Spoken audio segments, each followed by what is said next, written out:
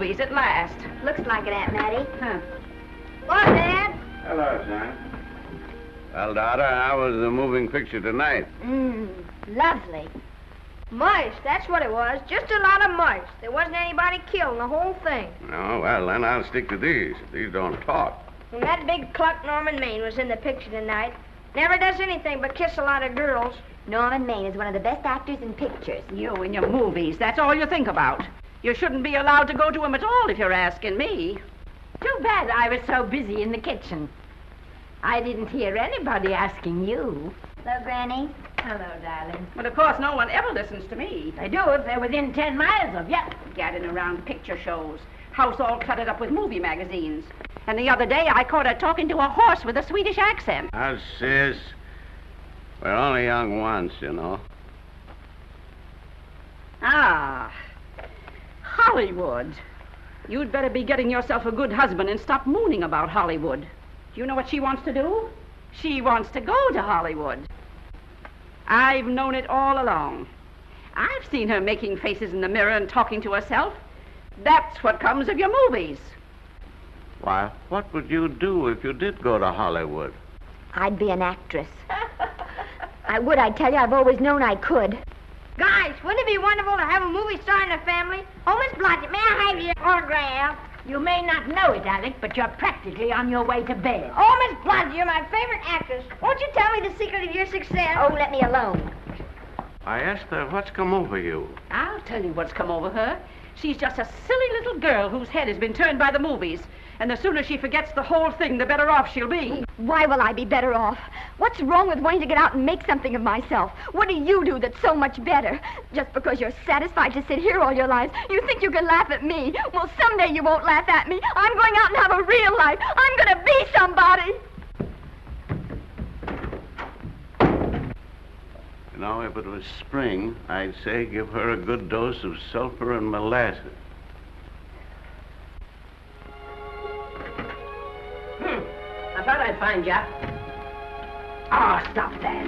Now, stop crying. That isn't going to do you a bit of good. Oh, I'm crying because Aunt Mattie and Alec make me so mad. Oh, Alec and Aunt Mattie. Fiddlesticks. They're not important.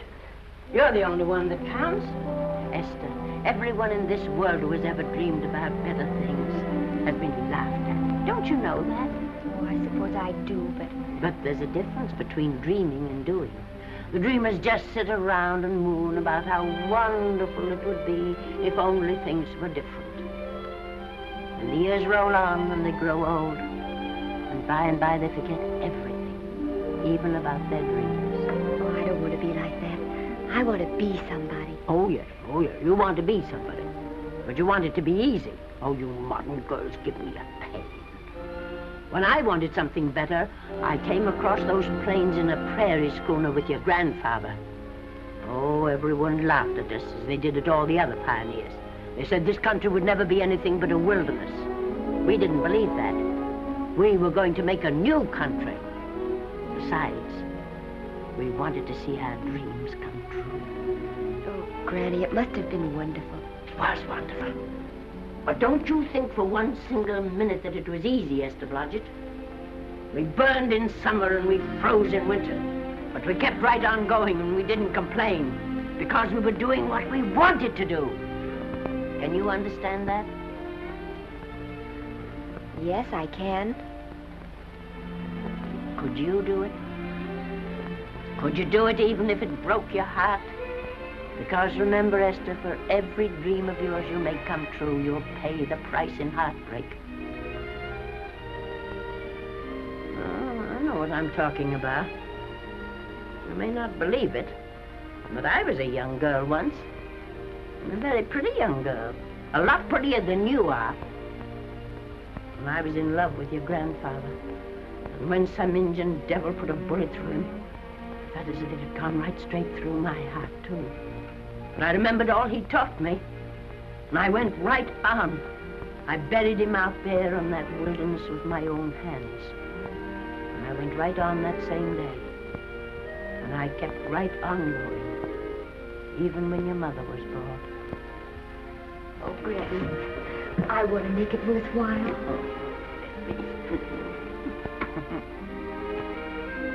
You know, Esther, there'll always be a wilderness to conquer. Maybe Hollywood's your wilderness now. From all I hear, it sounds like it. But if you've got one drop of my blood in your veins, you won't let Mattie or any of her kind break your heart. You'll go right out there and break it yourself. That's your right. Here. Oh, here. Stop that nonsense. Here. Take this and go to your Hollywood. Oh, I can't take your money. Well, why not? It's your savings. Well, I was only saving up for my funeral. Now I don't think I'm ever going to die. Oh, Granny, how can I ever thank you? By giving me your word of honor that you'll never tell a living soul where you got that money. I promise. Remember, if you do, I'll have you arrested for robbing me.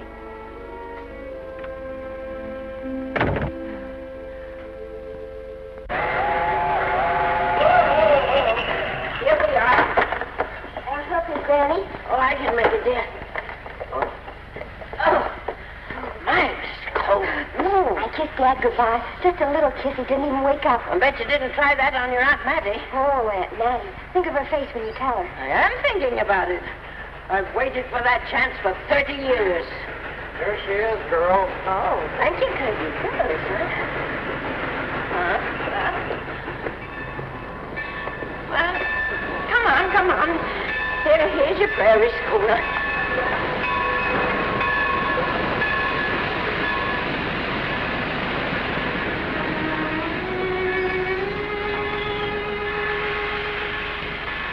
All aboard. Oh, Granny.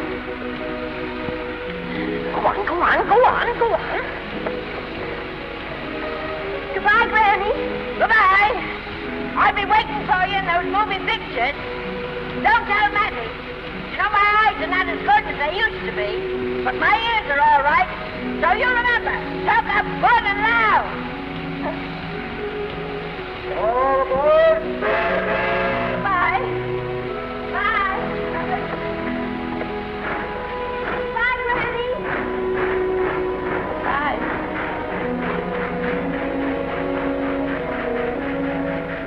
Do you want to go home now? I don't want to, but I will.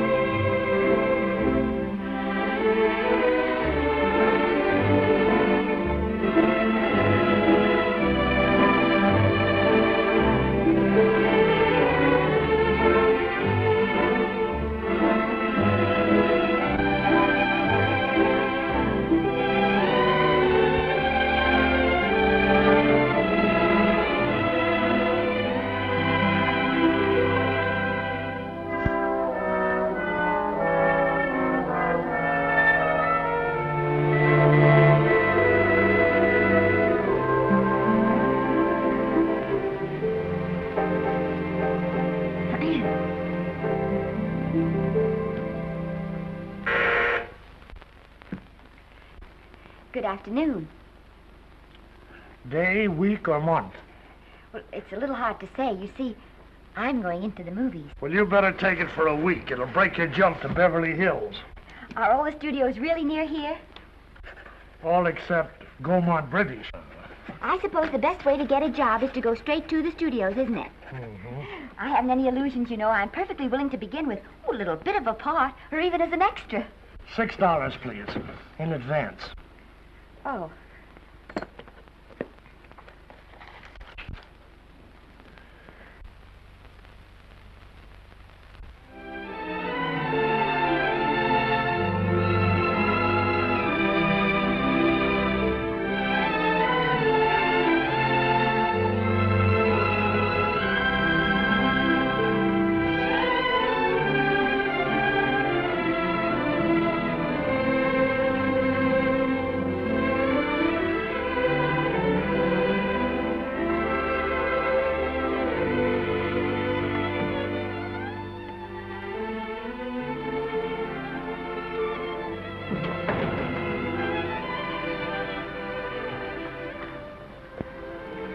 I beg your pardon.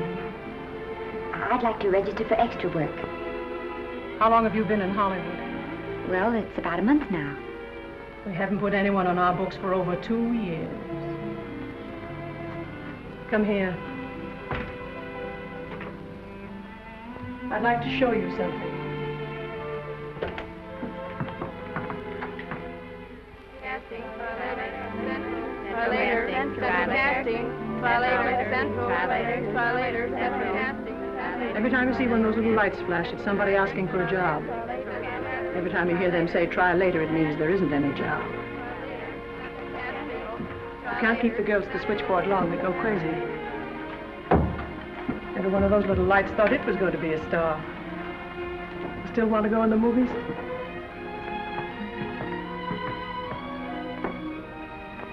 You know what your chances are? 1 in 100,000.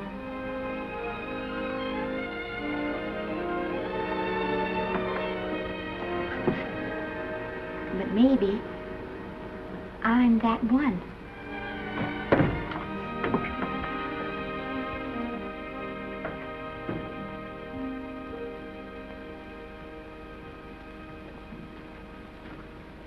Any phone calls for me, Mr. Randall?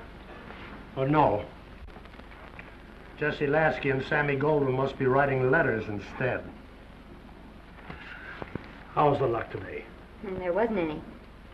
Maybe you don't go at it in the right way. Now take Danny McGuire here. He knows the ropes. Don't you, Danny? Sure, I've had him around my neck for years.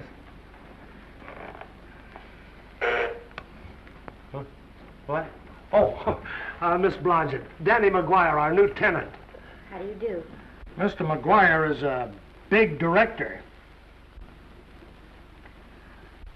Oh, are you really? Oh, could you possibly use me in a picture, Mr. McGuire? Of course, I haven't had much experience, but I don't think that really matters if you're willing. And Now I really listen, feel that... lady. In the first place, I'm not a director. I'm an assistant director. In the second place, if I had any jobs to give away, I'd confer one on myself. And in the third place, you should have stayed back home in the first place.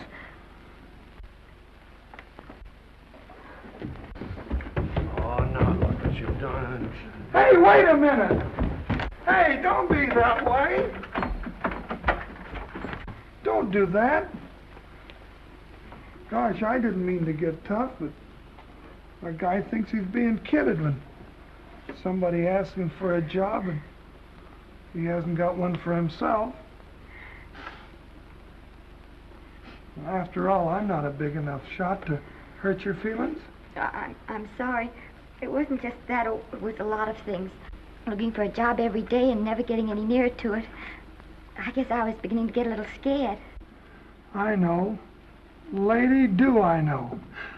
Well, there's only one thing to do for that feeling when you're tired and sunk and down to your last nickel. Come on and I'll buy you a drink. Well, it's not as bad as down to the last nickel. I've still got $11 left. $11?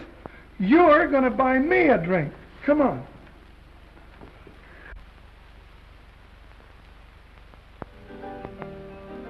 That's right, George. There's nothing like a little rum to take away that milk flavor.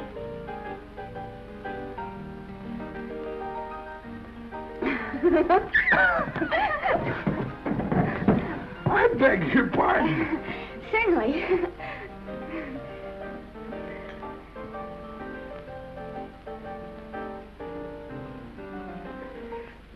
And when I sign my contract, the first thing I'm going to do is see that you direct every picture I'm in. That's my pal. Of course, I'm going to be perfectly nice about it, but I'll just insist. Now, that's the way to talk. Don't let them lick you. Oh, I should say they can't lick me. If they try anything like that, well, I just won't sign. Now, that's right. What have you got to lose? Another one of these and we'll open our own studio.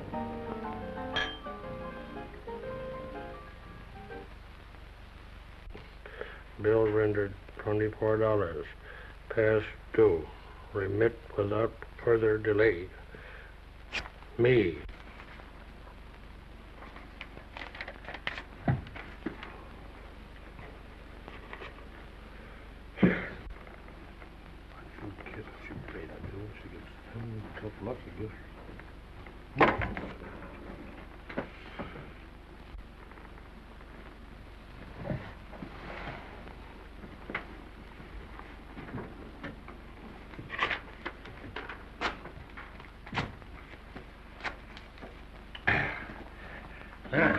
Fifth race.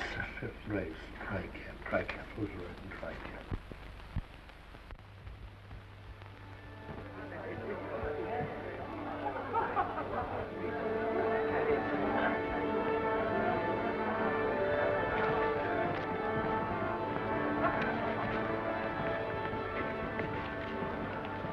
Hey, the program's going to be swell tonight. Now, you take this fella Beethoven. I'm a pushover for him. And Chopin, well, he's not so dusty either.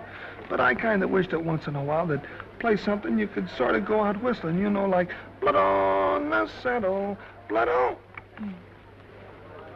Well, there's a tune. Hey, why don't you throw your hat in the air or something, can't you? This is a celebration. My job starts tomorrow. I know it does, and I think it's swell, Danny.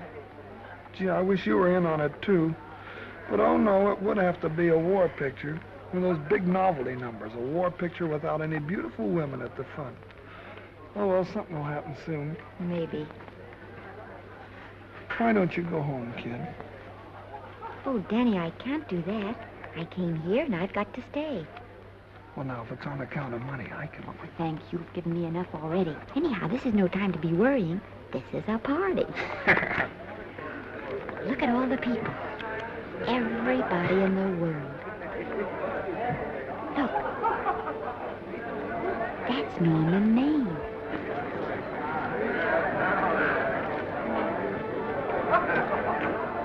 And he seems to have had that one extra cocktail.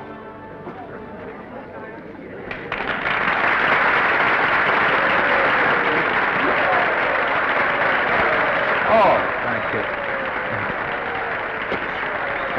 Sit down, you dope. That's for the orchestra leader.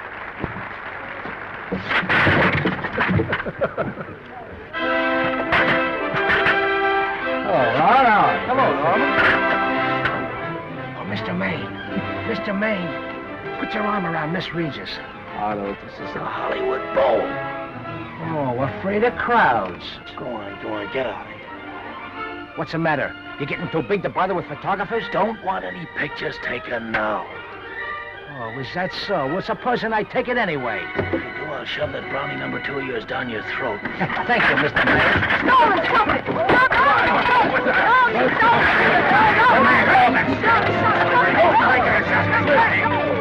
Take it easy, Mr.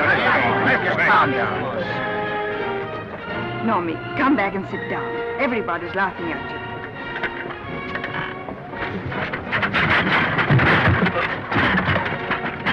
All right. Hi, Norman. Is he always like that? Well, I suppose he has to sleep sometime. Oh, and he's so wonderful on the screen.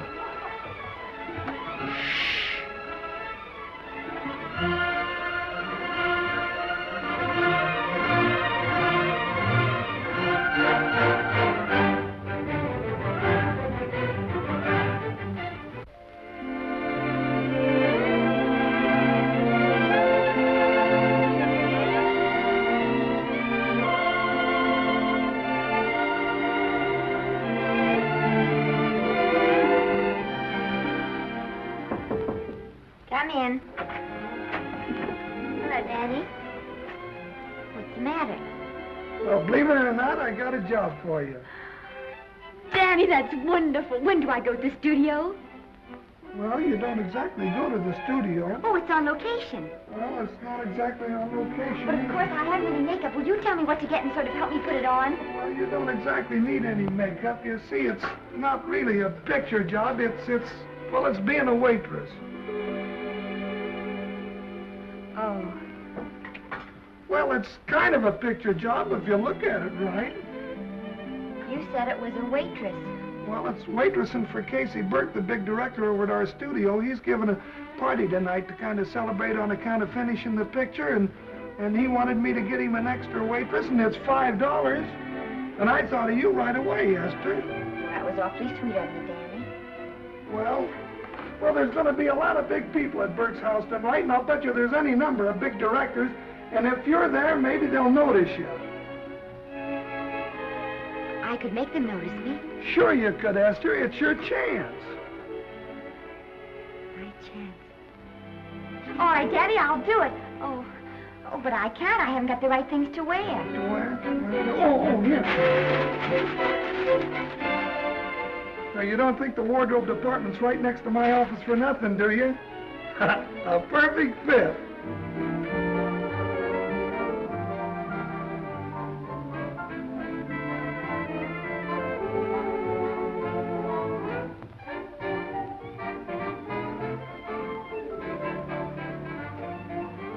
Did you get to the preview last night? I did. Would you like a little hors d'oeuvre? They are very nice. Oh, thanks. Well, what did you think of the picture? They should have saved it for Thanksgiving. What a turkey.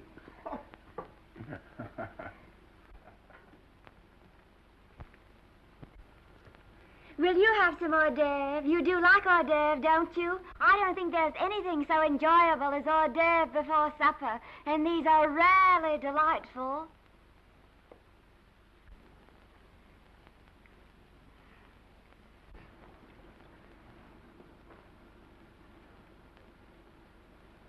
And at the finish, the kid turns around and sings the lullaby to its mother. Pardon the big voice, but would you like a little hors d'oeuvre?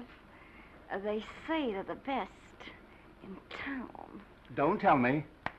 I know. Mae West. That's a great twist. But where are you going to find a 2-month-old baby that can sing?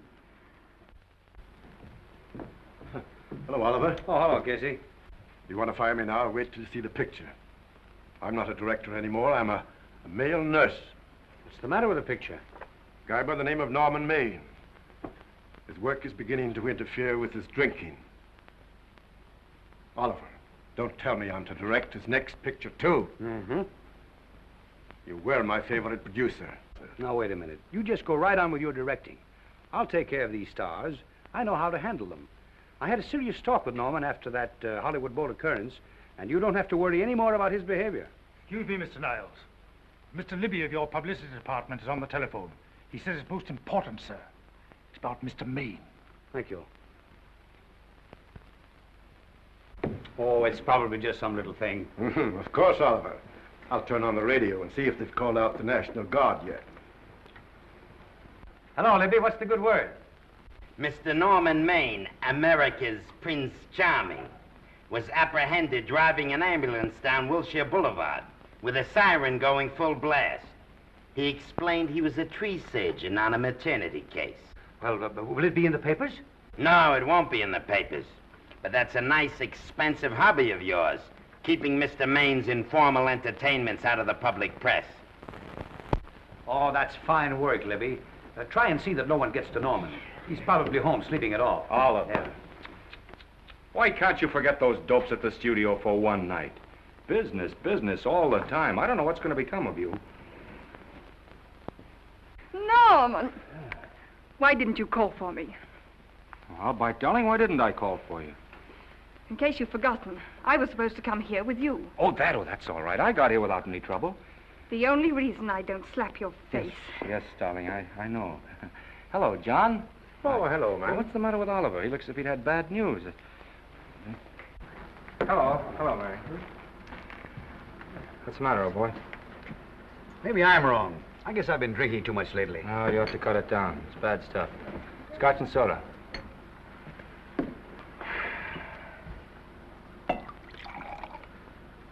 Come on. The word, you know, is pronounced when. Bad dialogue, Oliver. I'd rather not watch this. You know best. Soda. Thank you. Oh. Go ahead and say it. I've got it coming to me. Don't make it tougher on me, Norman. I don't want to stand here and preach, but take a look at my side of it. I'm trying to make pictures with you. I know.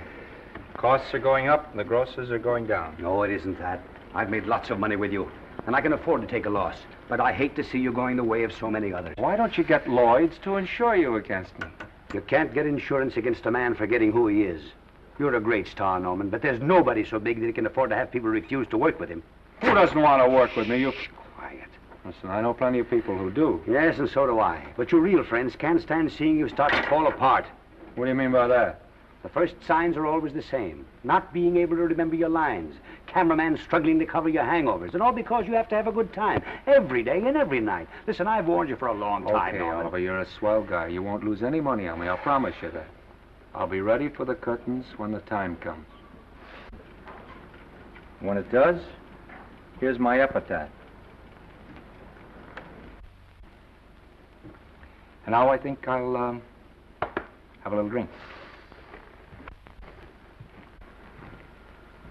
Scotch and soda.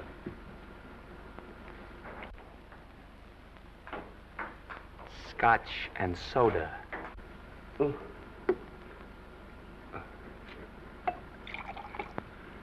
Come on.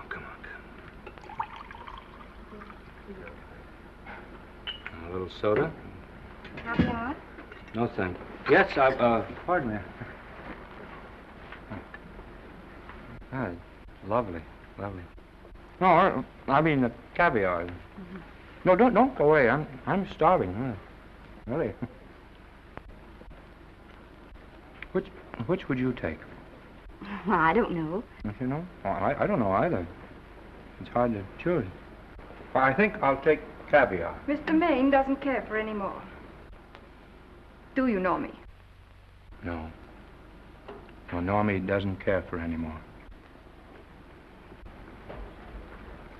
I think I shall get very drunk indeed.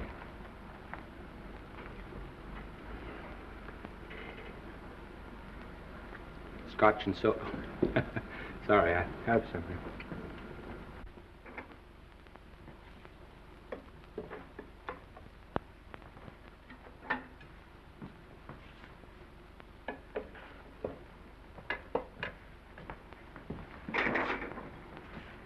Oh. Mind if I help?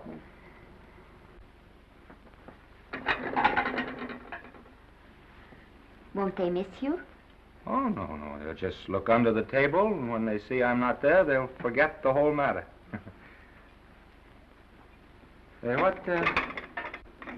What's your name? Esther Blodgett. My name's Maine. I know. You do? Ah. What's so funny? I was just thinking about all your fans and how surprised they'd be to see you here helping me put plates away. Oh, they don't know my finer side. They'd be pretty envious of me, meeting you this way in person. Oh, you do? Well, tell me, are you disappointed? Yes. Oh, now you've done it. Oh, never mind that. That makes the room look lived in. Tell me, why are you disappointed? I was sitting behind you at the Hollywood Bowl the night you didn't want to be photographed. Yeah. I'm told I crept into many a heart that night. Oh, I can never explain this. You know, you have very pretty hair. You better get out of here. And a sensitive mouth. And a charming little Precisely why are you here instead of with the rest of the guests? I'm just trying to be helpful. I see. Are you sure there's no other attraction? Well, it might be that my old mania for putting plates away is coming back on me. It's rather odd. I always know where I can find you if there's a pretty girl around. It's not only odd, it's embarrassing. You're being deliberately insulting, Norman. I put up with this for long enough. Dear, don't lose your temper. Remember, we must try to keep the voice low. I know you'll excuse us if we go on with our work.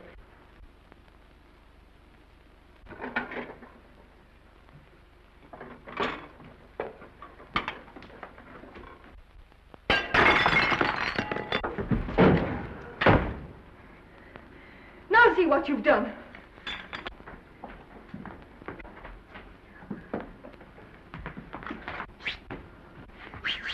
Come here. Help me up. Are you hurt? No more than usual. Come on, the wolves are on us. We gotta get out of here. Oh, I can't. The dishes aren't finished. Oh, yes, they are.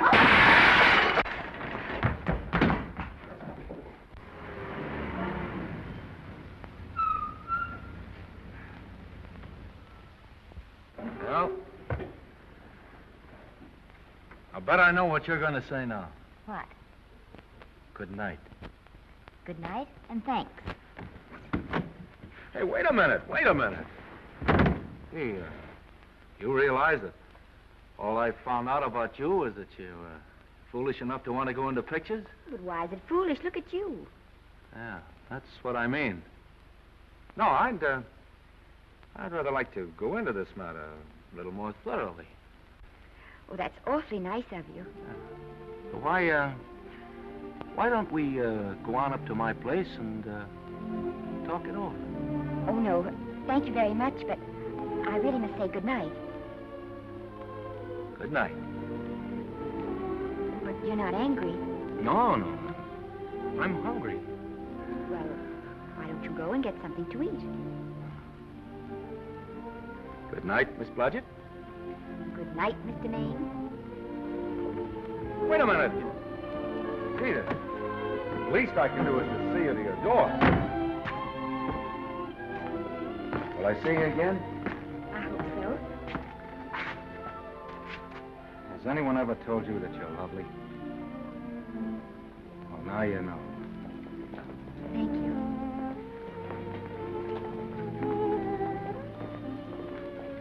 This is hard to say, but I want to say it anyway. You know, on the screen, in private life, you know.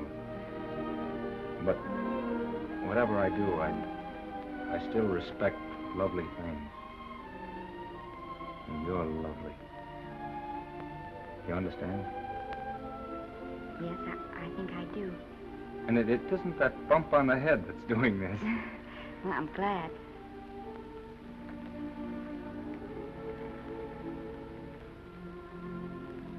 Good night. Good night.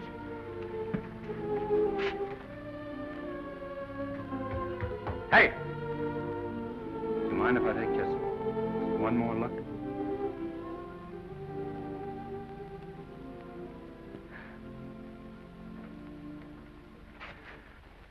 Go away. Quite impossible. I wouldn't even consider it. No.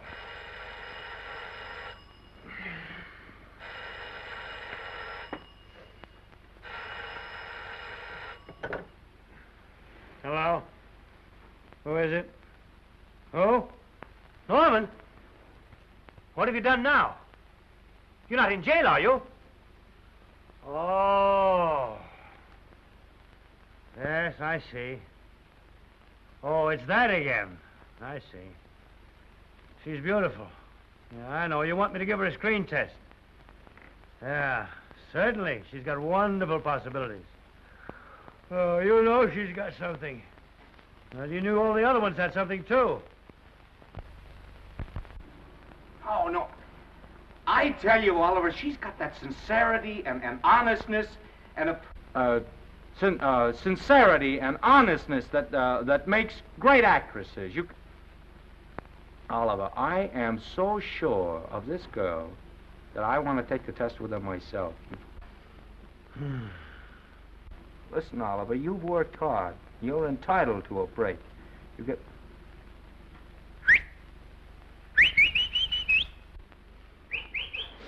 Yes, I heard you. Anything.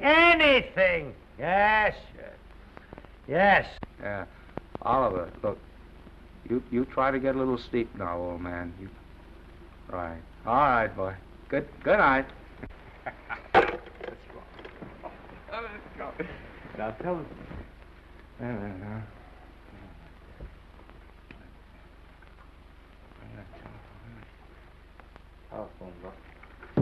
Telephone book. What is it? Telephone. Hey, Oliver, telephone book.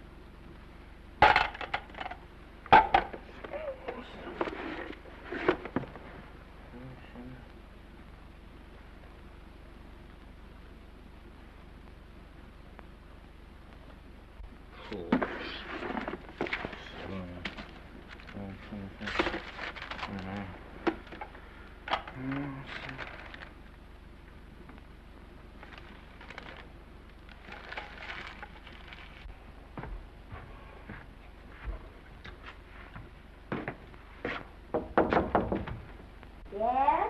Telephone. For me? Some drunk trying to be funny says he's Norman Maine. Oh, thanks. I'll be right down. And Miss Blodgett, would you give him a message for me? Tell him it's 3 o'clock in the morning!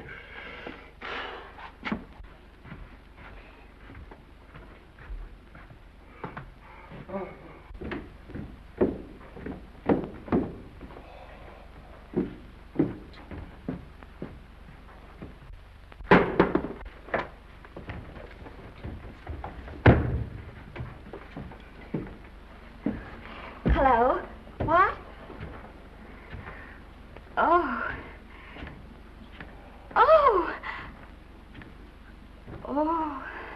Oh, yes. I'll be there. Oh, thank you.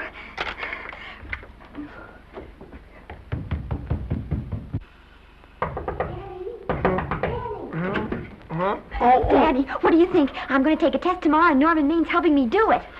I'm taking one, too. Garble's assisting me.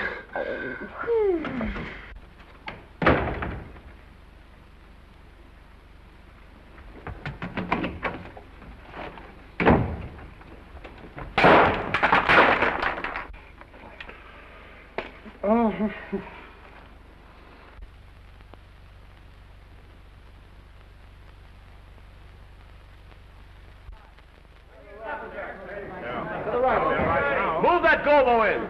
Put a silk on that broad. No, the Yankee. Is this light too hot for you, Haley? Okay, but cut down on your backlight. Put a double on that 90. Bring it down a little. That's it. Now pull down on that 150. Get pulled down on that 150. Okay. Come here and get this thing. Run it here. Run it.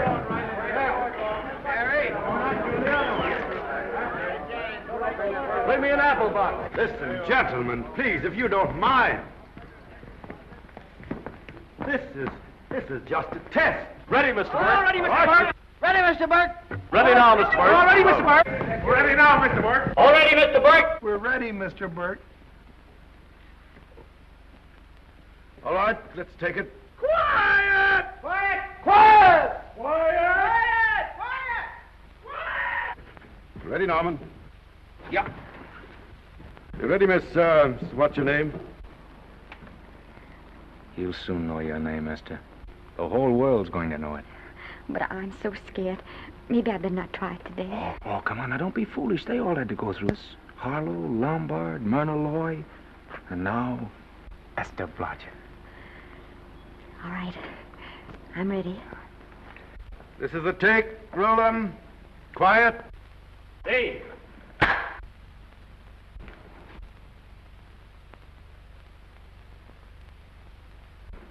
I may as well tell you that my whole organization thinks I've gone a little nuts to sign you. Well, maybe they're right. I've been nuts before.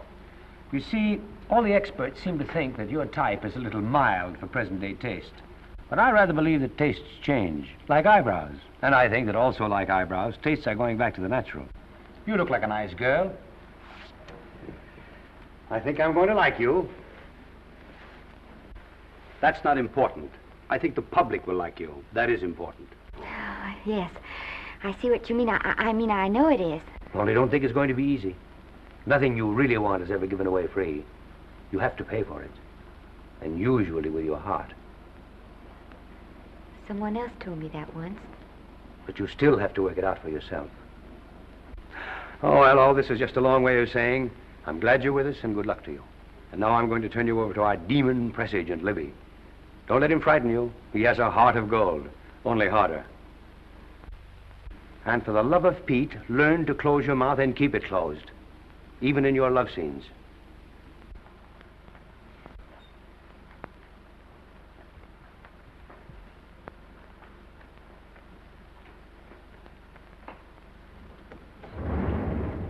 Are you a Russian? No, I was born in Fillmore, North Dakota. Oh, no. First saw light of day in a mountain cabin, a trapper's hut, high up in the Rockies. Go on. Well, I always wanted to be an actress. Dreamed of footlights as Lonely Kitty. Are you sure there's no Russian in your family? Positive. That's a shame. Well, what does your father do? He's a farmer. Social registerite father. Fed up with hypocrisies of 400, sought wilderness for consolation. There amidst the mountain flowers, he raised another blossom. His lovely little daughter. What's your name? Esther Victoria Blodgett.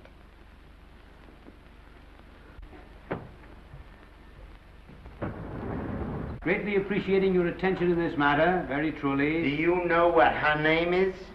Esther Victoria Blodgett. Hey, we'll have to do something about that right away. Esther Victoria Blodgett. Well, that Blodgett's definitely out. Let's see, Esther Victoria, Vicki. How about Vicki? Oh, I think that's terribly cute. Let's see, Vicki. Vicki what? Vicki, pronounced Vicki.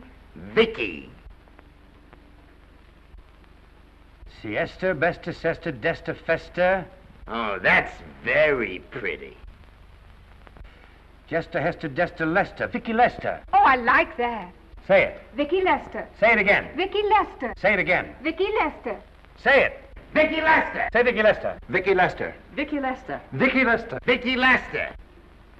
Vicki Lester. Flash. Oliver Nile Studio discovers new starlet, a Cinderella of the Rockies. Her name is Vicki Lester. Those who have peeked tell me she couldn't be more divoon. The face of an angel and such natural talents. Her voice is a symphony. Her very walk, they tell me, is enough to drive men mad. Not that way. Get the lead out of your feet. Lift them up.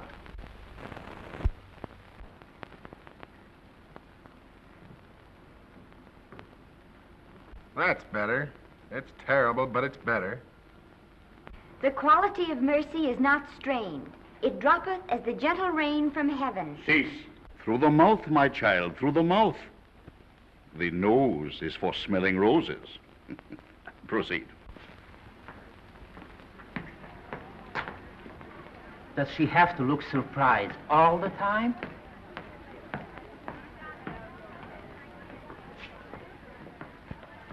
Anyway, it's just a rough sketch. Pretty small mouth, eh? Oh, well. Give her that Crawford smear.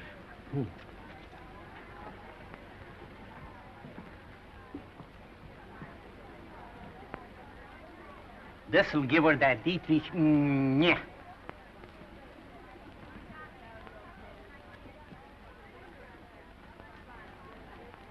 We're on the wrong track. She still looks surprised.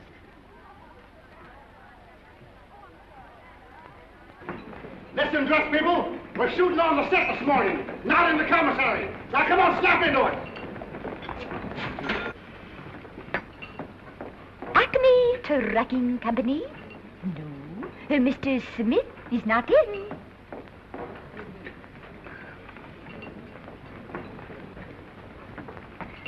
Acme Trucking Company. No. Mr. Smith is not in.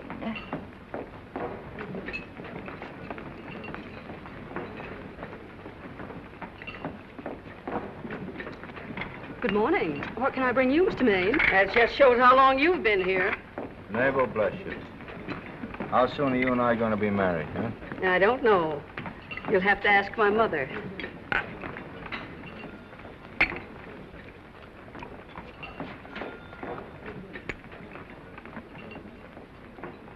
Acme Trucking Company? No, Mr. Smythe is not in. Acme Trucking Company? No, Mr. Smith is not in. Acme? No, Smith ain't in.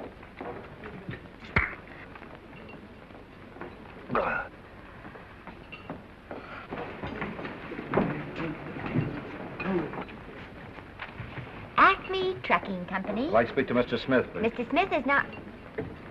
Oh, Norman. What's all this between you and Smith? I've got a part. It's only one line, but it's in the picture. Well, it's ambition that made you break that date with me last night. Well, I had to be here so early this morning, and So did I. I had to stay up all night to make it. you've started your picture, haven't you? No, we're still in the testing stage. You can't seem to get the right girl for the lead. Gee, you'd think with all the girls there are that... Yeah, I know, but this one's got to be different. She's got to be little and cute and sweet and intelligent. It'll blow me down. What? Will close my tired old eyes. Well, what is it? Hold everything. Come on. Come on.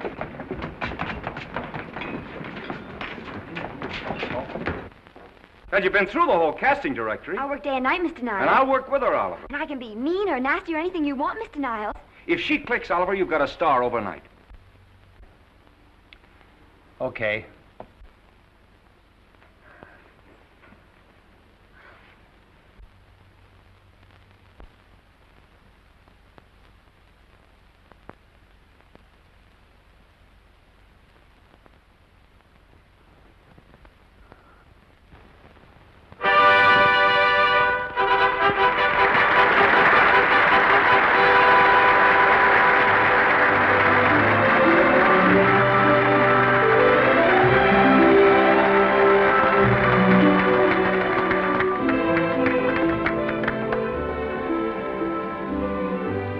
At the end of the picture.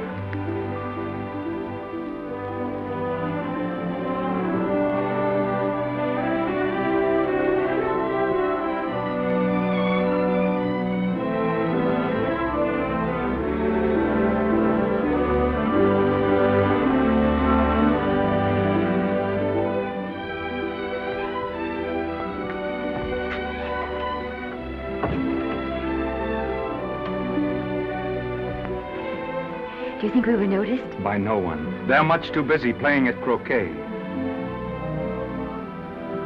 I've loved you all my life. But we only met 2 days ago.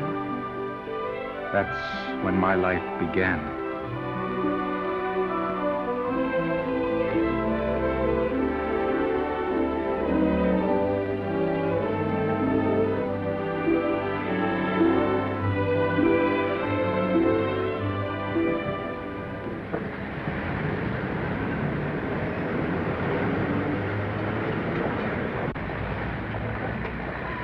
she cute? You know, I think she's the same type I am, don't you? I think she's sweet. Well, it's Vicki Lester's picture, all right. I think she was much better than he was. These producers are so horribly dumb. They won't know how good she is. Well, maybe it's because she's a good girl. Oh, Maine's not so bad, but it's Vicki Lester they'll go to see. Isn't she, darling? I think she's the most precious little thing I've ever seen. The knockout, Libby. You might mention that when you write your review. That Lester kid's a gold mine. Didn't you like Norman Maine? Was he in it? Libby, I'm afraid we have another hit. Huh? It's in the bag, neatly tied up with beautiful pink ribbons. Say, where are Norman and Vicki? I don't know. I thought you had them. I wish they'd come. We're having a party at the Trocadero. Isn't it thrilling running away from people? Norman, it's so exciting, So new. A star is born. Come on, run.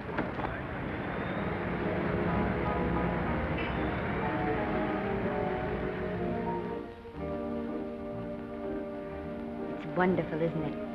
A crazy quilt. Oh. It's a carpet that's spread for you. It's all yours from now on, you know? Come, Esther. You're a success. You'll have everything in the world you want. I hope it'll make you happy. Hasn't it you? But then there was one thing I never had. Lots of times I told myself I'd found it, but I always knew I was lying. Still, I never stopped looking for it. Maybe it'll come. Well, I think it has come, Esther. I only wish it went too late. Oh, but it's not too late. Oh, you can't throw away your life the way I've thrown away mine and have anything left that's good enough. No. You can. Norman, you can. You mustn't tell me that, Esther. I'm so afraid that I'll believe it.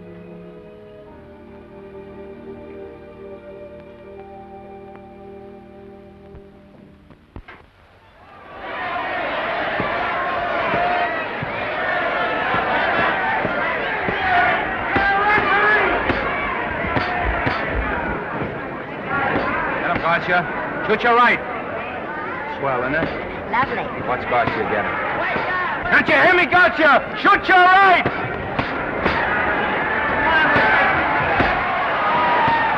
He's down! Gotcha got him! Gotcha got him! He did, didn't he? Yeah, but he'll be up, though. You like it? Sure I do. You like me? Sure I do. Ooh, that reminds me. Will you marry me? No, thank you. Come on, Gotcha, finish him. Why won't you marry him? Wasn't that dependable? Hey, shoot your right! Throw away your money? Break him up in there, break him up. Drink so much. Well, suppose I quit drinking. Yes? Come on, Gotcha, shoot the right in there, the right! Suppose I save my money. Yes? There he goes, let him have it! Suppose I became absolutely dependable on all occasions. Yes?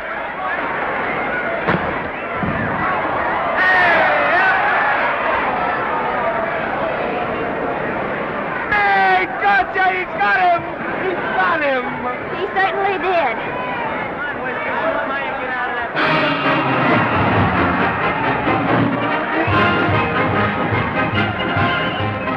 Gee, that was a beautiful fight. Norman. What, dear? Oh, that for me if I said I'd marry you? No, certainly not. I was just supposing.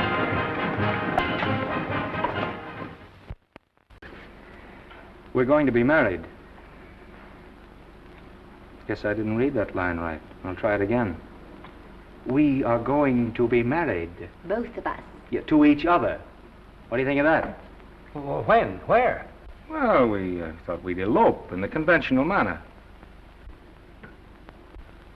What's the matter? It's trying to decide whether it's good for the studio. Is it? It is. And bless you, my children. When's it going to happen? Oh, we thought we'd just sneak out sometime. We're not telling anyone but you. Listen to this. The screen's ideal romance blossomed into breathtaking reality today when Vicki Lester and Norman Maine, America's dream lovers, slipped quietly through the portals of holy matrimony. How does it sound? Horrible. But you see, we're going to elope. Sure you are. It'll be the biggest elopement this town ever saw. We'll get a tie-up with the Army, have you escorted all the way down to Yuma by 20 of their new bombing planes. Is he going with us? Don't you think we can work this thing out better alone? No sense in bothering the happy couple with all the details. I'll see to it that you get a carbon copy of the whole layout. I can hardly wait. I'm sorry we didn't realize that we were in the way. While you're settling the details, you don't mind if I take this woman out and buy her a ring, do you? Sure, go ahead. We want everything legal. That's a charming match. A nice girl like Vicki. And public nuisance #1. Now, wait a minute, Libby. Norman's all right. And if you'll pardon my pointing, Vicki's business is her own. It doesn't require any comments. I wasn't making any comments. I just said it was a rotten shame. So go ahead and plan the elopement. Oh, that elopement stuff is out. You can't get any scope in that. We're going to have a wedding. Where'll we have it? Customary place, I believe, is a church. Nah, it's been done. This has got to be something big. The beach. I can visualize it. The bridesmaids in bathing suits. 20,000 Santa Monica school children spelling out the word love. It's a novelty, but is it big enough? Why not the city hall? A police escort of every motorcycle cop in town. Sirens screaming, confetti pouring out of buildings like the Lindbergh reception in New York, only on a big scale. What's the matter? Isn't it big enough? And now if any man can show just cause why these two may not be lawfully joined together, let him now speak, or else hereafter forever hold his peace. Do you, Alfred Henkel, take this woman as your lawful wedded wife? Will you love, comfort, honor, and keep her in sickness and health as long as you both shall live? I will. Do you, I beg your pardon. Do you, Esther Blodgett, take this man as your lawful wedded husband? Will you obey, serve, love, honor, and keep him in sickness and health as long as you both shall live? I will. Place the ring on her finger. Hurry, please. Now, by virtues of the power invested in me as Justice of the Peace of San Bardo Township, County of Los Angeles, I pronounce you man and wife.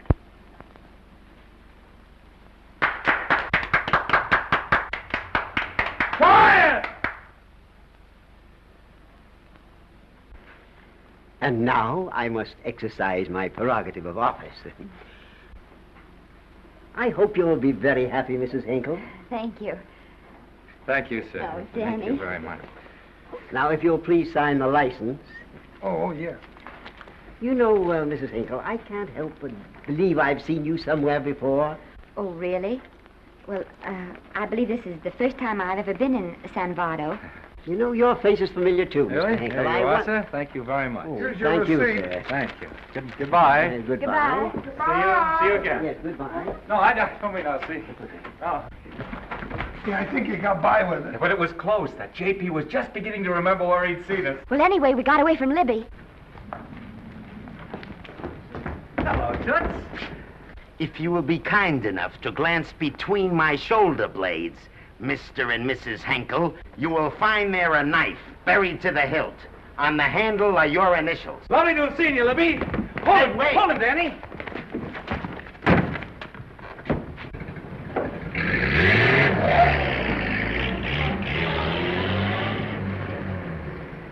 There go a couple of rats I raised from mice. Well, they got a right to get married, haven't they? I haven't got any right to double-cross the public, and I haven't done it yet. Hey! People versus Porky Washington, who is charged with violating Section 600. Young man, you're in contempt of court. Operator, get me the Los Angeles Tribune. I've a good mind to put you under arrest. Wait till I make the score. You wait, too. Tribune, give me the city desk. Johnny, this is Matt Libby. I got a flash for you. Norman Maine and Vicki Lester were married at 2:30 this afternoon. Vicki Lester? Court recess.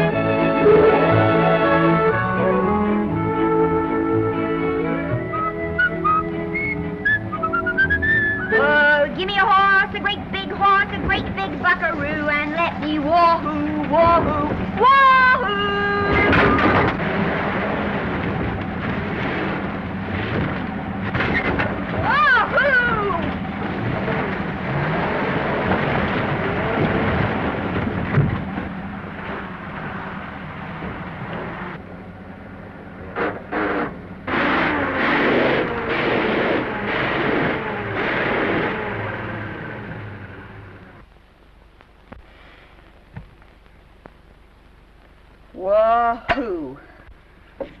Hey, Wahoo.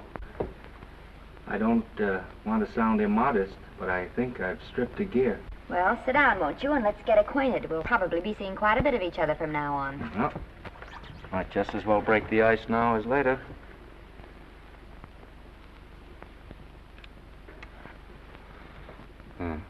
Now we're old friends. Say, have I got time for a shower before dinner? Plenty, if you can find the shower.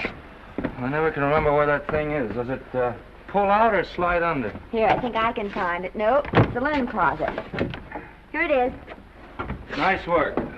Oh, half the time those things are just luck. I'll see if I can disinfect this steak.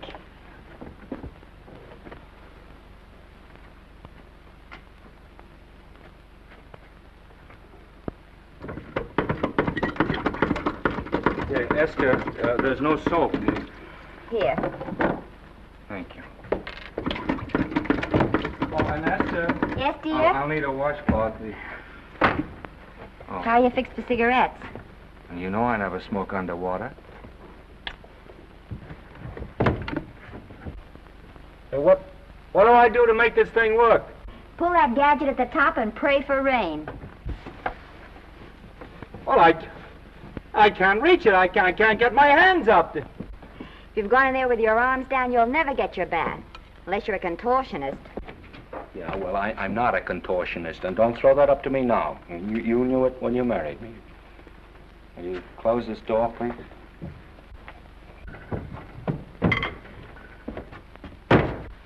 Thank you.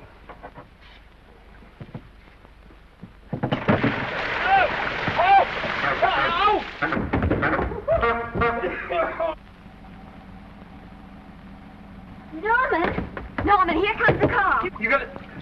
Huh? Here, quick. Quick what? Quick, go out and stop them and ask for help. Oh, I'll catch cold. Oh, you'll get warm again. Yeah, don't, dear. They'll recognize me. Now, you keep your face down. Go on. There may not be another car for a week. Well, Howdy, partner. Howdy. Stuck? Yeah, how'd you guess it? Can you get us some help? Well, I reckon not. You know, it's a long way to town. We're pretty busy down at the place. Well, I got to get out of here. I've got my wife with me. Doesn't she like the country? No, and we're short of food. There's a lot of game in them woods. Yeah, well, my wife can't shoot. Well, you're sure up against it. Sorry I can't do anything for you. Well, wait, listen, I'll be frank with you. I'm Norman Maine. Who? Norman Maine. Well, my name's Judd Baker. Glad to have met you. Well, so long. Hey, wait a minute. Listen, you don't... So you're Norman Maine.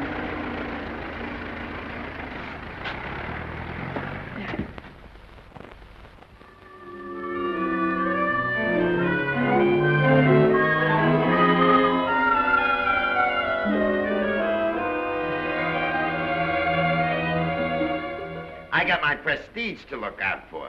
I'm supposed to be the best publicity man in the racket, and they laugh themselves sick when I even try to get a decent mention of Maine. Yes, I know how sensitive you are, Libby, and I don't like to see your feelings hurt. Thanks, boss. Now, Vicki, there's a dish for free space. But if Maine swam across the Pacific, the papers would keep it a secret.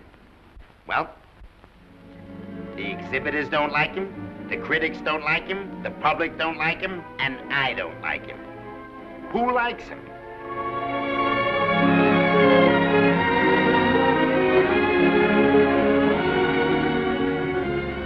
Oh, but darling, this is almost too much of a surprise. And there I was in my touching innocence, thinking we were going to live at the beach house. Oh, we'll still keep the place at Malibu. But this is special. This is our castle. It's used to be in the air, you know? Well, we'll never use any ugly words like contracts and pictures and careers. When we come in those gates, we'll check the studio outside. Come on, I got another little surprise for you.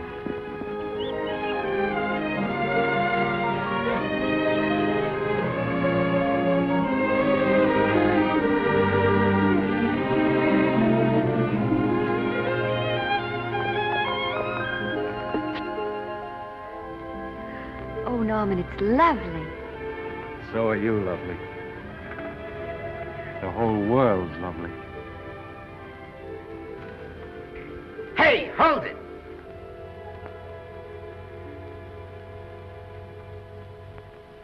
That's it.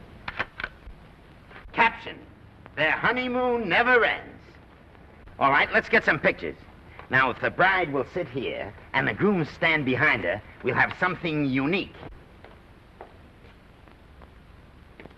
Now let's go after something different. You sit down and she'll stand up. Pretty radical, isn't it? Yeah, but in a nice way. Okay, Otto, fire. Caption, their honeymoon begins anew. Ah, the producer. Caption, their honeymoon ceases abruptly. Hello, Oliver, glad to see you. No, I'm glad you're back. Thank you. Vicky, how well you're looking. Hello, Oliver. Am I interrupting? Yes, thank you. Just want a couple more pictures. That's enough for both of them. What they're asking for is exclusives of Miss Lester. Alone. Oh, I see. Well, come on, Oliver, let you and me get exclusive. See you later, Vicky. Oh, don't worry, Otto. My camera smashing days are over. They ain't your only days that are over. Oh, hold that, Miss Lester. Gorgeous. Well, Oliver, how's the dividend situation? Very pleasant. I think we'll show $2 million on the next quarter. Oh, good. Smart move of mine to sell my stock, eh? Oh, well, when you need money, you need it. Well, some people save up for just such an event. There's bound to be a rainy day occasionally. Yeah, but as a citizen of California, I've always refused to admit that. Yes, I know, but still it does rain. Well, anyway, you can thank me for some of those dividends of yours. Mm-hmm. Oh, can't you? Oh, sure. That was a little too quick, Oliver. The Enchanted Hour was a smash hit, wasn't it? Well, it made Vicky a star overnight. Yes, it should have. What about me? Oh, let's talk about business at the office, Norman. Beautiful pool you have here. Beautiful. Oh, now let's talk about it here. Didn't they like me? Well, maybe the pot wasn't just right. It was the best part of the year. Look, Oliver. You think I'm slipping? Can you take it? Yeah, go ahead. The tense is wrong. You're not slipping. You've slipped. Oh, my fan mail's still big. Norman. Fans will write to anybody for a photograph. It only costs 3 cents for a stamp, and that makes photographs cheaper than wallpaper. But every 25 cents they pay for a theater ticket buys them the right to be a critic. And your last few performances, Norman, have not pleased your critics. You remember I told you I'd be ready for the curtains when the time came? Here it is. Let's call off the contract, no hard feelings. We're not quitting, either of us. There's no explaining these things. We've all seen how the public turns. Maybe we can turn them back. I've got a swell script lined up for you. About Esther. If you think that I'm going to get in her way... Well, as a matter of fact, as it happens, there's no part in this story for her. I'd more or less planned to star her in a picture of her own, with that young Pemberton opposite her. He's coming along nicely. Good for young Pemberton. All right, Oliver. We'll make a try at it. Let's hope it's not too late.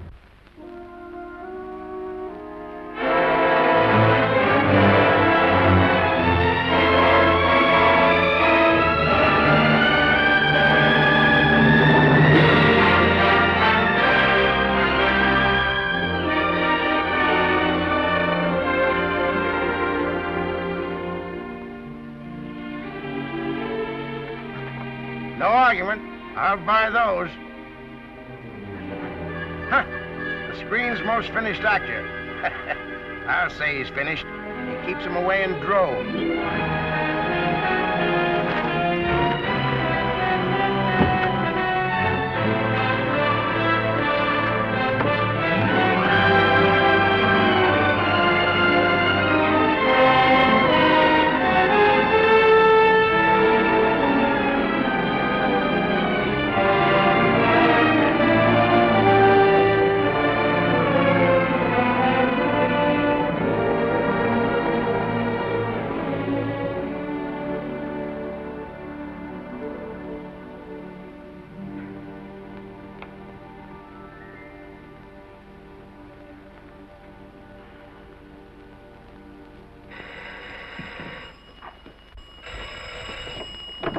Hello?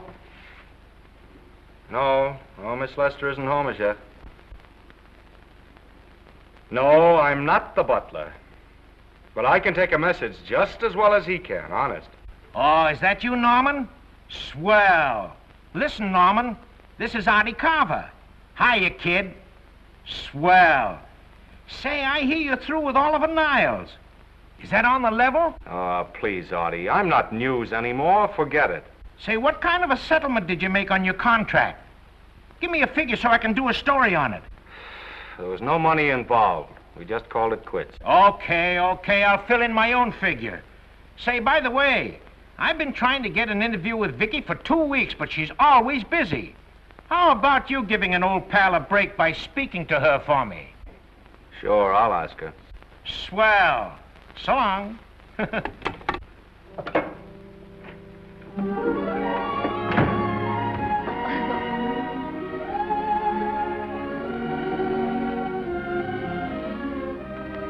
I didn't mean to be late, darling, but Casey wanted All right. You're here now. What's new today? Nothing. Haven't been out of the house. Let's go somewhere tonight. No, you're tired. We'll stay in. I'm not tired, really. Oh, yes, you are. You've got a hard day ahead of you. Anyway, I see so little of you, I'd like to have you to myself. Oh, but it's the servants' night out. We haven't any Yes, we dinner. have. I fixed a little snack with my own lily white hands. I'm learning to cook in my spare time. Then I think I'll marry you. Oh, I get it. You want to make an honest cook of me, huh? Comes in on wheels in this joint.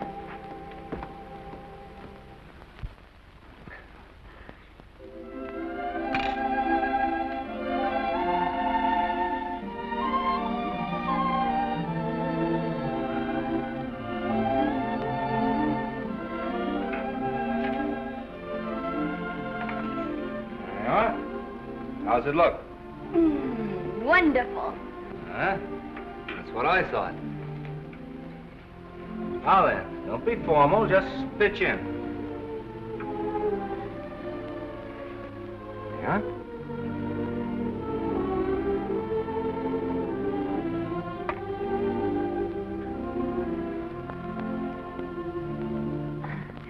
I'm afraid my mouth's not quite big enough. I'll measure it next time and make them to size. A little hard to lift, too. In fact, I think I'll take those measurements right now.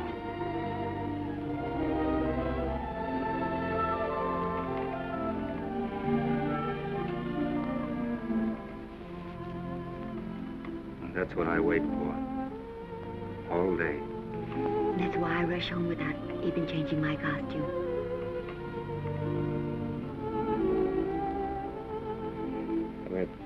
We're forgetting that we're hungry. Would you like a sandwich? Thank you. I still have a little work on this one.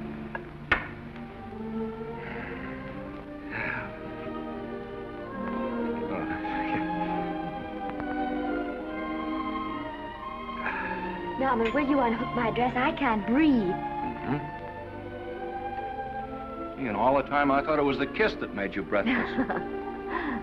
A lot of hooks, huh? Uh-huh. Why don't you have a zipper? That's a good idea. You got it? Yes.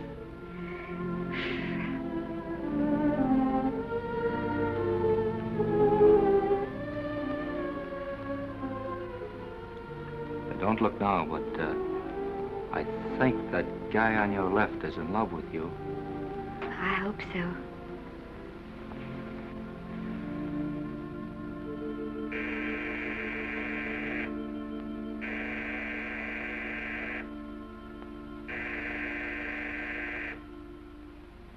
It's the doorbell. Is it? Maybe they'll go away. Oh, I never do at a time like this. Here. Just a minute, dear. I'll be right back.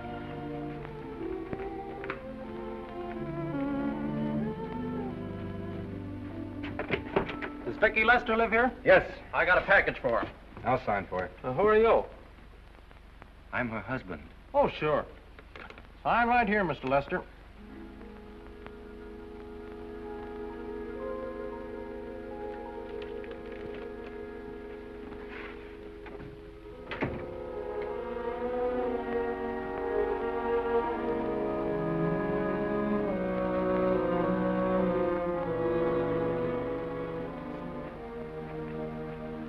Package for you. Oh, by the way, I forgot to tell you, they want you for a benefit to Shrine Auditorium next Wednesday night. I told them I'd ask you. And, Oh, darling, I don't want to hear about that now. Well, you better wait till I finish before I forget them all. The Academy dinner secretary phoned. She wants to know if you want a table reserved for you.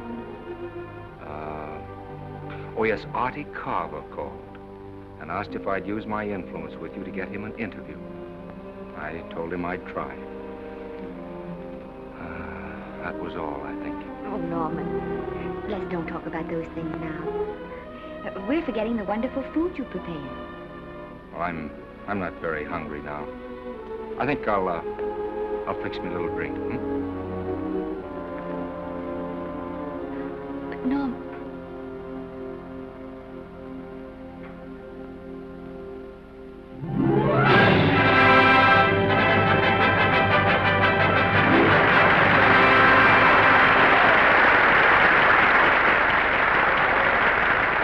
Norman would come. Oh, stop worrying. And think how nice that statuette is going to look on your mantelpiece. Do you suppose anything's happened to him? But of course not. He's just been held up in traffic. You think about that statuette. And now we arrive at the climax of the annual dinner of the Academy of Motion Picture Arts and Sciences, the highest award within our power to bestow. We have already applauded with our hearts as well as our hands, while awards have been given those gentlemen who during the past year have rendered distinguished service to the motion picture industry. We now pay honor to the ladies, or rather to one lady.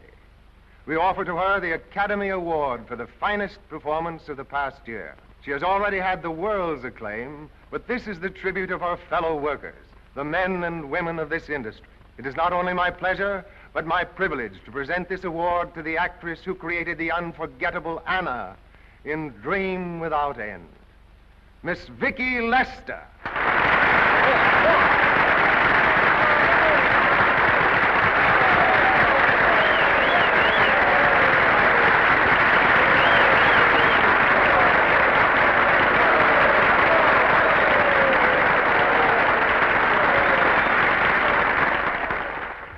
What more can we say, Miss Lester?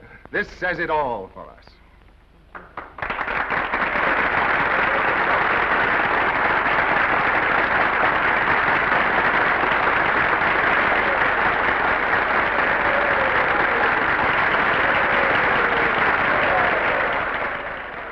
Ladies and gentlemen, when something like this happens to you, and you try to tell how you feel about it, you find that out of all the words in the world, there are only two that really mean anything.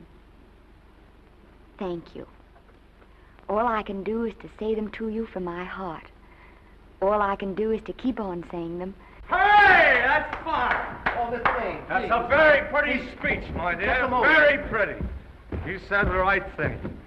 I want to be the very first one to congratulate you on that valuable little piece of bric-a-brac. Now I want to make a speech. Gentlemen of the Academy and fellow suckers, I got one of those once for a best performance. They don't mean a thing. People get them every year. What I want's a special award, something nobody else can get. I want a statue for the worst performance of the year. In fact, I want 3 statues for the 3 worst performances of the year, because I've earned them. And every single one of you that saw those last masterpieces of mine knows that I've earned them. Libby, start the music. What I'm here to find out is, do I get them or do I get them? Now answer, yes or no.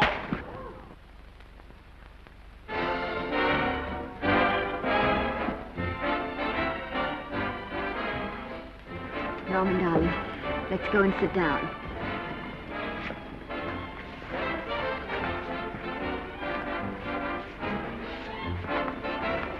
Come on, Norman, sit to that. Glad to see you, Norm. Hello, Norman.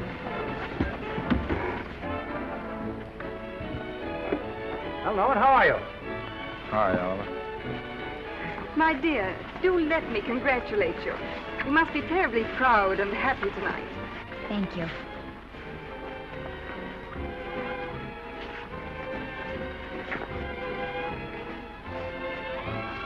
Somebody give me a drink.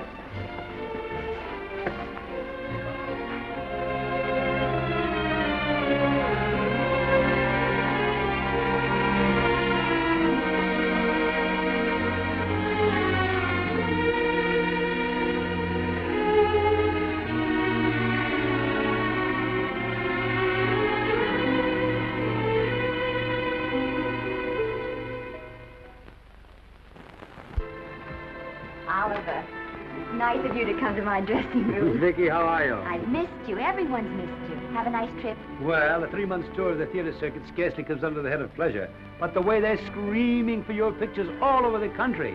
Miss Lester, if I may talk shop, you are a knockout. Thank you. It's good to hear that. You've been crying. A little. How's Norman?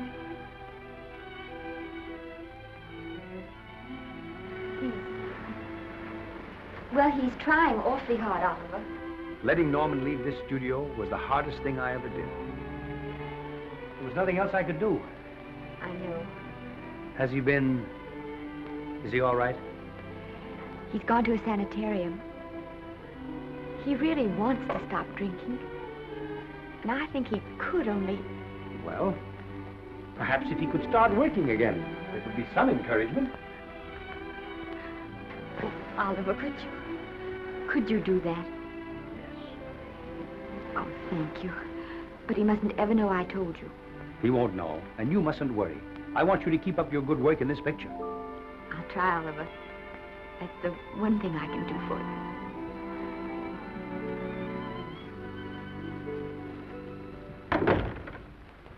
If you'll just sit here, Mr. Niles, I'll have Mr. Maine brought down. Thank you. Brought down.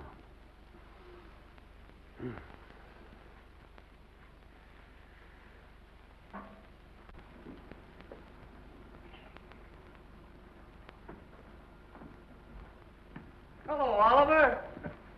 Welcome to Liberty Hall. Hello, Norman. Well, no, Mr. Niles isn't slipping me a case of scotch, Cuddles. This is just a handshake. This is Cuddles, Oliver, my social secretary. We go everywhere together. How are you feeling, Norman? Fine. Getting along remarkably well, Cuddles tells me. He says you ought to see some of the boys. Let's sit down. Yeah. Cuddles, we really don't need you. Touching, isn't it? Can't bear to have me out of his sight. Are you comfortable here, Norman? Comfortable. It's positively luxurious. They even have iron bars in the windows to keep out the draft. How much longer are you going to be here? Oh, well, I'm really cured now. I'm just staying on for an extra week or two to get in good shape, you know. After all, there's no particular hurry to return to the cameras. That's what I wanted to talk to you about. I've got a script with a fine part for you in it. Gee, Oliver, that's great. That's great. Who plays opposite me? Well, it is not exactly the lead. Young Pemberton's doing that. But I tell you frankly, I consider your part better than the lead. Oh, I see. It's better than the lead. Well, of course, it isn't terribly long. But it's one of those parts that makes an impression on you. They'll be thinking about you all through the picture. Mm-hmm. Well, the thing is, Oliver, I'm pretty well set at another studio. I'm not at liberty at the moment to tell you which one. You know yourself how those things are. Of course. But it's a big picture. He's one of the biggest of the year. Mm-hmm. And the part. Every actor in Hollywood would give his teeth to play it. See. Well, that's fine, Norman. Naturally, that will tie you up for a while. But we won't get to this picture for some time. And perhaps, if you want to consider it for later on, well, we'll be... I'll tell you, Oliver, you'd better not count on me. See, I've got several pictures lined up after this one, and they're talking to me about England. You know, they're doing some very interesting things over there, you know. Mm-hmm. Hey. What is it, Cuddle? Speak right out. We all love you. Your dinner. Oh, yeah, we dine at 5:30 here. Makes the nights longer. Well, goodbye, Norman. I'm glad to see you getting along so well. I'll be out in no time. I'll have to introduce myself all over to a lot of people. They won't know me when I'm not drinking. Goodbye. Bye, Norman. Thanks for dropping in. That's fine. Yeah. Well, Cuddles? Alone at last, eh?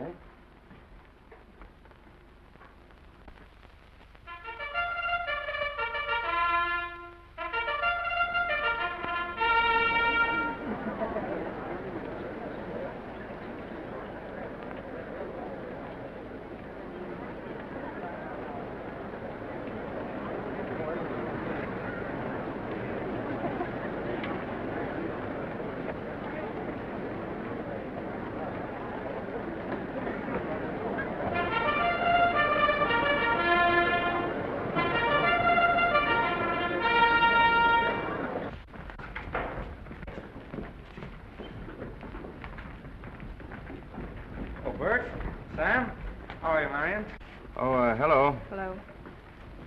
Hello, Normie. Glad to see you. How I hate to run into these has-beens. They give me the creeps. Me too. He was good while he had it. And he had it quite a while. Hello. Hello, Mr. Maine. I haven't seen you in a long time. Oh, I've been resting. Ginger ale, please. Ginger ale and what? Ginger ale and ginger ale. A new leaf? A whole new book. Thank you. Scotch straight. Hello, Libby. Why, it's Mr. America of yesteryear. Do they let you wander about now without a keeper? Oh, sure. I'm a trustee now. Didn't expect to find you at Santa Anita. What do they do with the actors while you're away? Oh, they cut them into slices and fry them with eggs.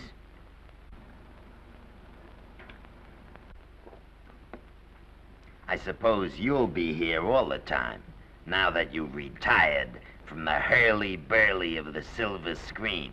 Well, we're living down in Malibu now, and pretty lonesome with Esther away working all day. Well, I wouldn't squawk about that if I were you. It's nice to have somebody in the family making a living. Oh, wait a minute, Louie. I don't want to forget that we're friends. Friends, my eye. Say, listen, I got you out of jams because I had to. It was my job, not because I was your friend. I don't like you, and I never have liked you. Nothing made me happier than to see all those cute little pranks of yours finally catch up with you and land you on your celebrated face. Where do you work, Libby? Always wait till they're down, then kick 'em. I don't feel sorry for you. You fixed yourself nice and comfortable. You can live off your wife now. She'll buy you drinks and put up with you even though nobody else will. We're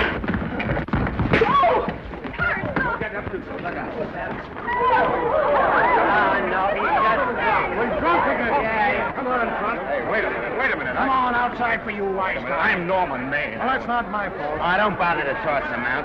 He's harmless. All right, Mr. Libby, if you say so. Sure, let him go. What can he do? He can't fight any better than he can act.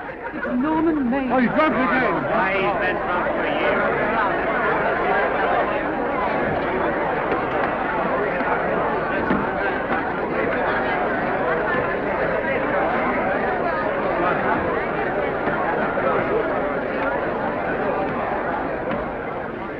Give me a scotch.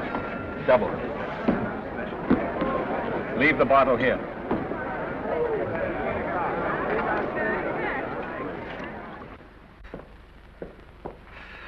Vicki, you'll be ill. Why don't you try to get a little sleep? But he's been gone 4 days. 4 days and not a word.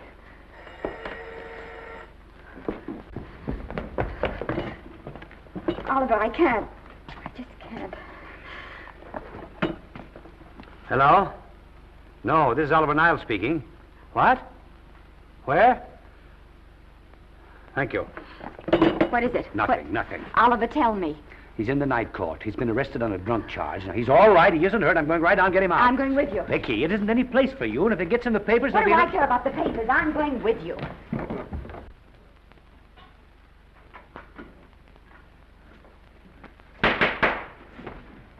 Division 30, Municipal Court, County Los Angeles, now in session. The Honorable Judge J. Barris presiding. Be seated, please. Were you able to do anything? Judge wouldn't even see me. Ready, Your Honor.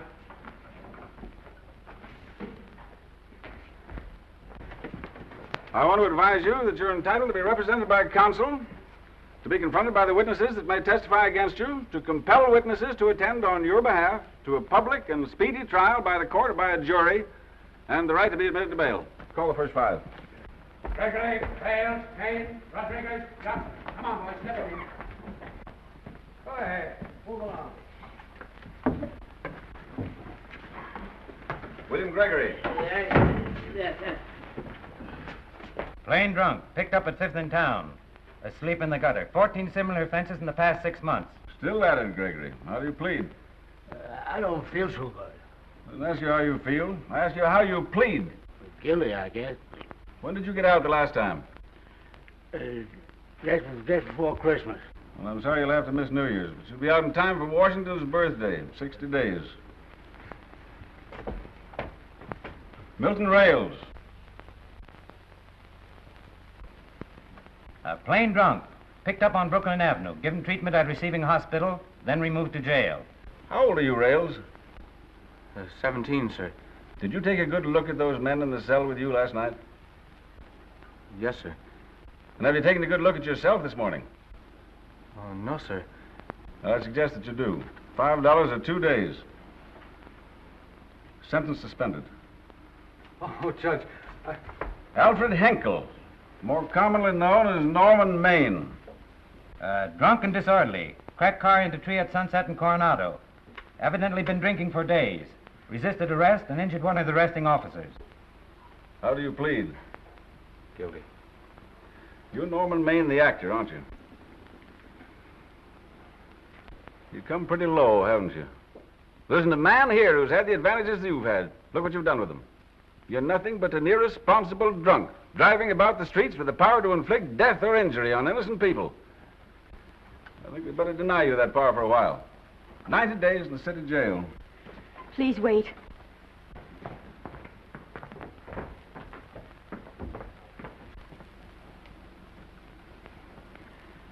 I'm his wife.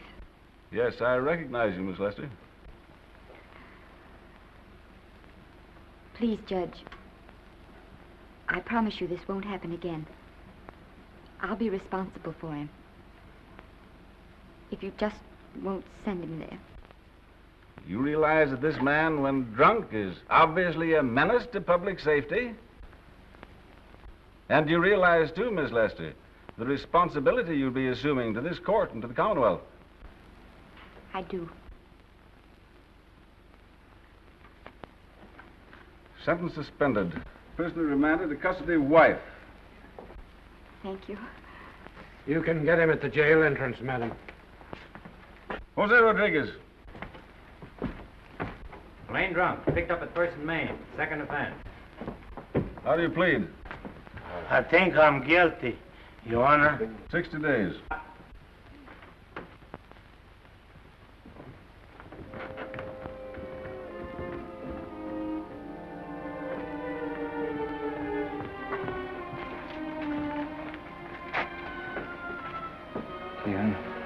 I'm so tired. Hold it, Mr. Maine, for picture. Oh, no. What about a statement for the press? Oh, no, please.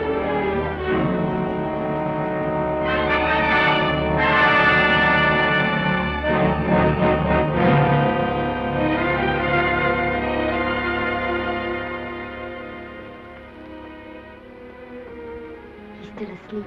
He's been asleep nearly all day. It's the best thing for him. It's awful to see this happen to someone you love. And know in your heart that it can't get any better. I only know that all I can do now is stay with him and try to help him. So will I. And between us, we'll take care of him. You're very fond of him, aren't you, Oliver? And I'm very fond of both of them. Then I know you'll understand what I have to tell you. And after what happened last night, I think you already know what it is. I can't do any more pictures. I'm going away for good with Norman. But you can't do that, Vicki. You're at the very peak of your success, and you've worked so hard to achieve it. That's what's been wrong. Oh, I've thought it all out. Maybe if I hadn't been away from him so much, last night and what went before, it wouldn't have happened. Oh, I know it's too late to think about that now, but it may not be too late to go away with him and start over somewhere. It's your life you're giving up, Vicki. so I can try to give Norman back his. Can you honestly tell me I'm wrong to do it? No, Vicki. I cannot honestly tell you that. Then there'll be no more Vicki Lester.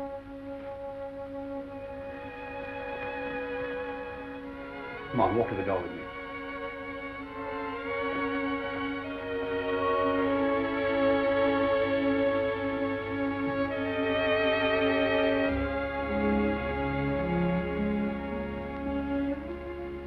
Goodbye, Vicki Lester. You were a grand girl. Good luck, Mrs. Norman Maine.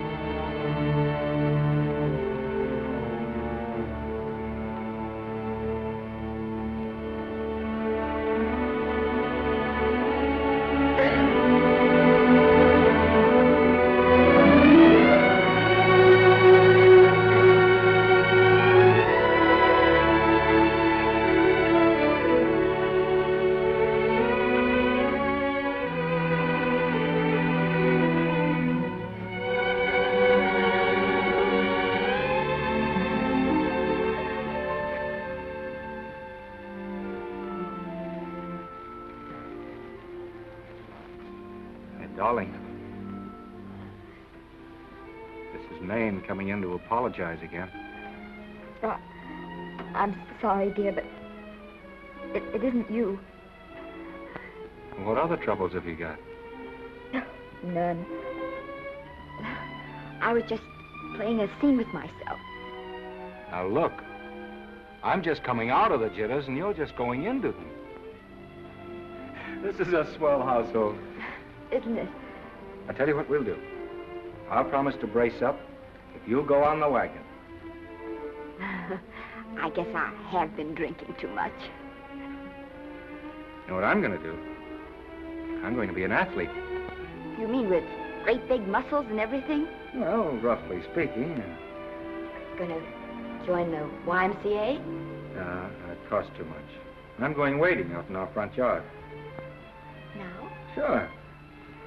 Would you like me to go with you? Sure, if you'd like to. No, me. I don't think I will. It might spoil this beautiful, natural wave. Yeah, I guess that's right. But, darling, look, could you have a hot toddy, some hot soup for me when I come back? Some hot soup? Yeah. And I'll make some of those nice sandwiches. Norman, do you have to?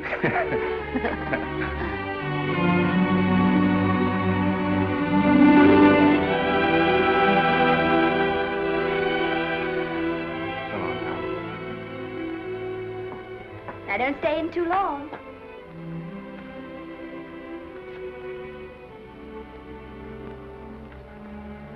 Hey! You mind if I take just one more look?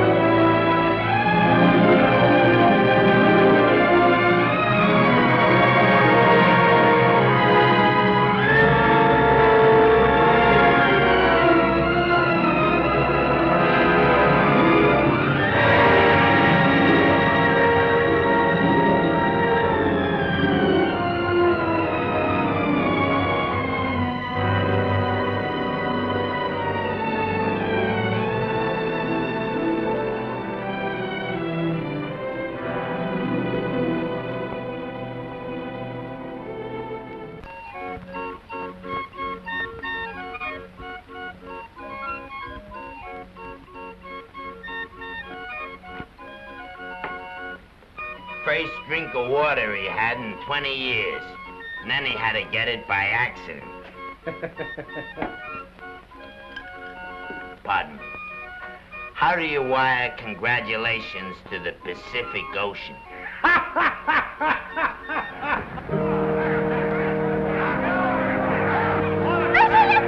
Oh, you can't see her face. Hello, Vicki.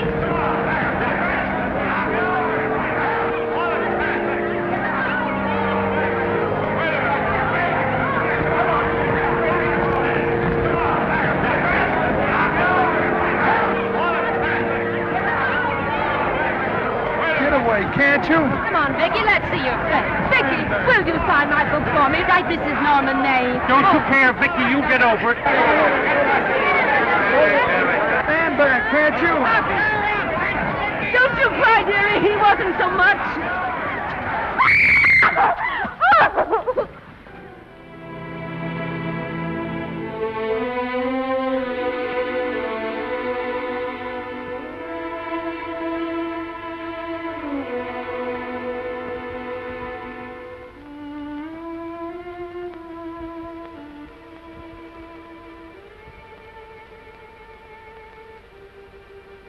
Do you mind if I take just one more look?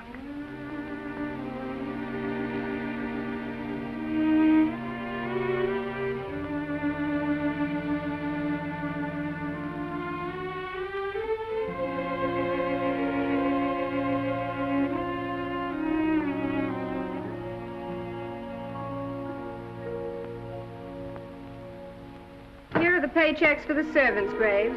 You'll find a very nice bonus in each one. Miss Lester asked me to thank you for your kindness and service. If there's anything I can do for the little lady, I should be glad to do it. She would appreciate your attending to the closing of the Beverly Hills house. Put down those trunks. Put it down, I say. Well, where is she?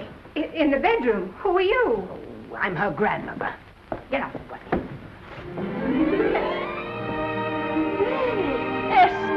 Granny, darling. Oh, I'm so glad to see you. What made you come? Oh, I know when I'm needed. Now get out of here. Go on. Get out of here, all of you. I want to talk to my granddaughter alone. I came just as quickly as I could. But I'm going home. I sent you a wire yesterday.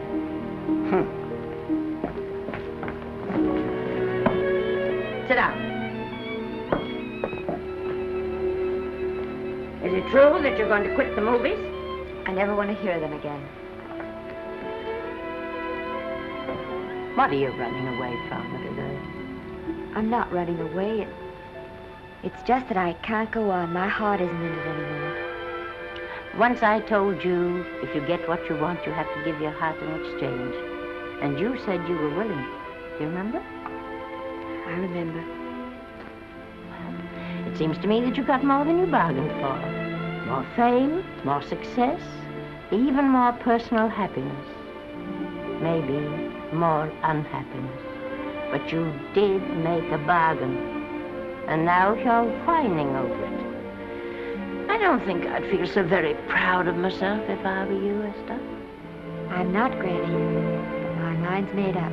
Oh, and I'm sorry I gave you the money to come out here. It was just wasted. Oh, but Granny...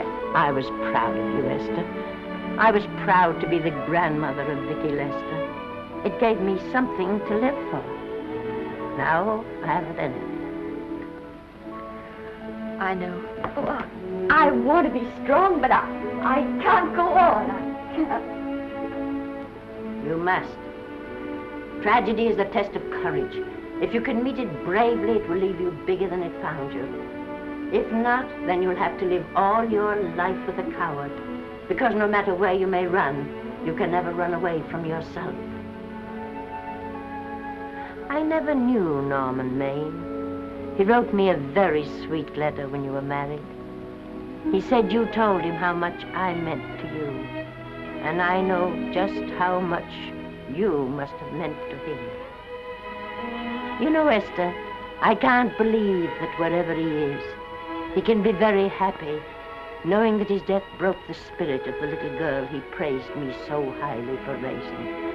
And I can't believe that he can be very proud, knowing that all his great love did for you was to make you a quitter. The car is ready, Miss Lester. We'll have to go now to make the train.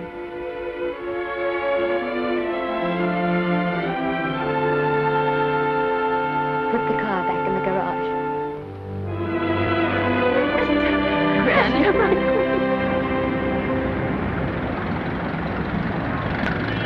The entire picture industry has come to the Chinese Theater for this opening tonight.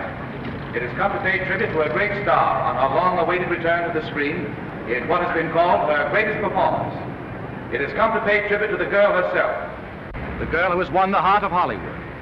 The girl who has won the heart of the world. Miss Vicki Lester. And if I'm not mistaken, Miss Lester's car has just driven up. Yes, it is she.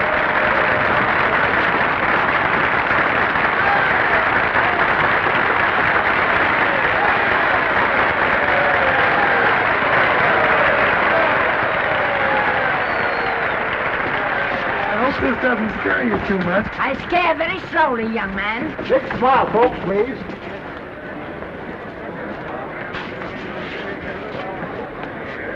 They'll have your mug, I mean your face, plastered across half the papers in the country tomorrow. How do I look? Oh, you look swell. You're a liar, but I like you. And here's Miss Lester's grandmother. Won't you say a few words to the radio audience, please? Say something, Letty. You know, we've got a thing like that back home where they all listen in on, but we call it a party line. Won't you say something, please? They're listening. Maybe some of you people listening in dream about coming to Hollywood. And maybe some of you get pretty discouraged. Well, when you do, you just think about me. It took me over 60 years to get here, but here I am. And here I mean to stay. Thank you very much.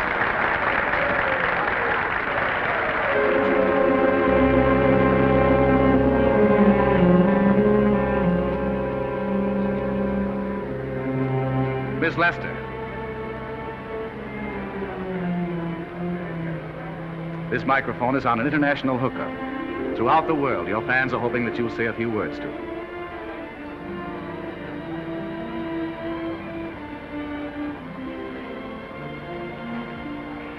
Hello, everybody. This is Mrs. Norman Maine.